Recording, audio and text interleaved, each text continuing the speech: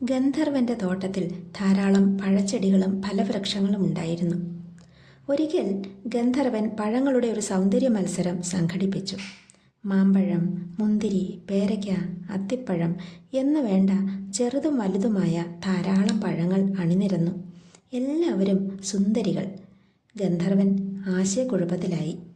നിറം, മണം, ഗുണം, രുചി എല്ലാവരും ഒന്നിനൊന്ന് മെച്ചം. എല്ലാ പഴങ്ങളും തൊട്ടും മണത്തും രുചിച്ചും മരച്ചില്ലകൾ തോറും പാഞ്ഞു നടക്കുന്ന പൂവാലൻ അണ്ണാൻ മരക്കൊമ്പിൽ ഒളിച്ചിരുന്ന് മത്സരം കാണുന്നുണ്ടായിരുന്നു. ഇത് കണ്ട ഗന്ധർവൻ അണ്ണാറക്കണ്ണനെ അടുത്തേക്ക് വിളിച്ചു.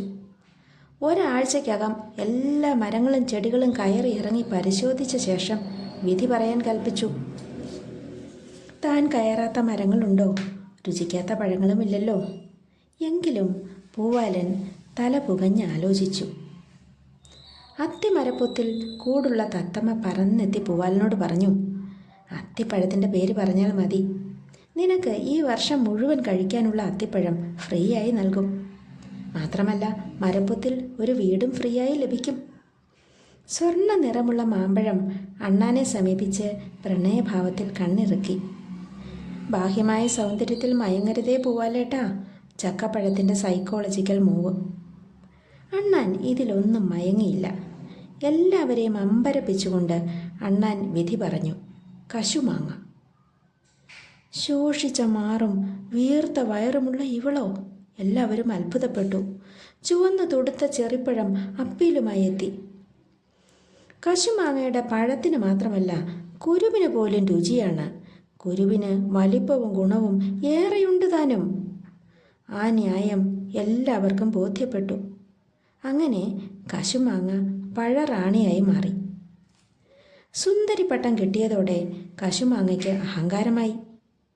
കശുമാവിൻ ചില്ലകളിൽ പാഞ്ഞു നടന്ന് മധുരം നുണഞ്ഞിരുന്ന പൂവാലൻ അണ്ണാനോട് മേലിൽ മരത്തിൽ കയറരുത് എന്ന് ആജ്ഞാപിക്കുന്നതുവരെ എത്തി കാര്യങ്ങൾ.